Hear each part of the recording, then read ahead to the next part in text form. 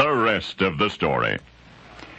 Every day at about the same time, around noontime, this same young man would visit George Williamson's Chicago candy store.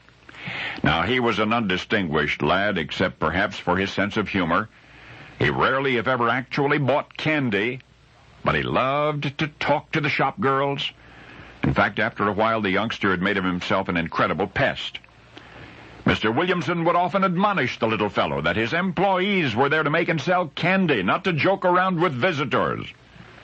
By the way, Mr. Williamson would say, didn't the boy have anything better to occupy his time? But the child remained undiscouraged, and pretty much all through the year 1920 and beyond, he returned to the Williamson store each day to talk and to joke and and to get in the way. But this is the rest of the story.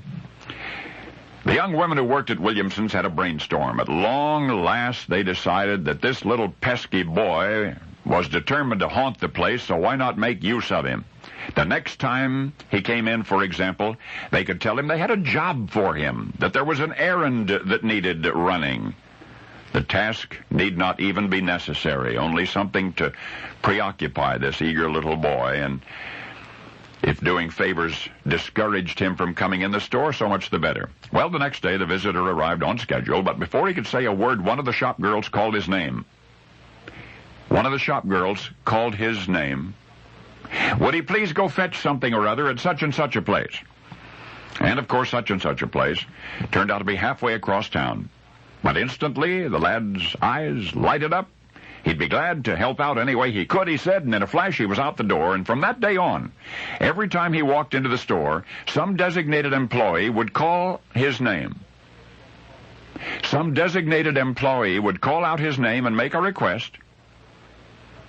And so much for the pest. In fact, the more favors the little boy did, the more errands he ran, the more the shop girls realized what a good-hearted, really well-intentioned little fellow he really was. The best recollections are that after the summer of 1921, folks around the Williamson store never saw the youngster again. And if his last name were ever known, it has long since been forgotten. And yet old man Williamson made certain that you would never forget that young man. Because, now remember, whenever they had an errand, they would just call out this young man's name and send him off to wherever. One day, the company, the employer and employees were debating a new product name. Now, don't get ahead of me. They had a new candy bar, and they wanted a new name for it. And after only a little discussion, they agreed on that little boy's name, because it had been spoken around the store surely more than any other.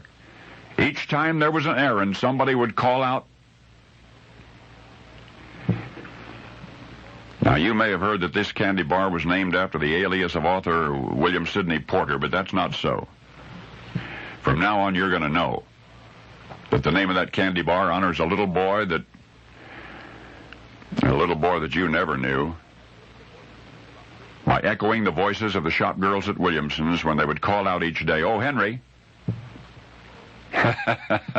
Oh, Henry. And now you know the rest of the story.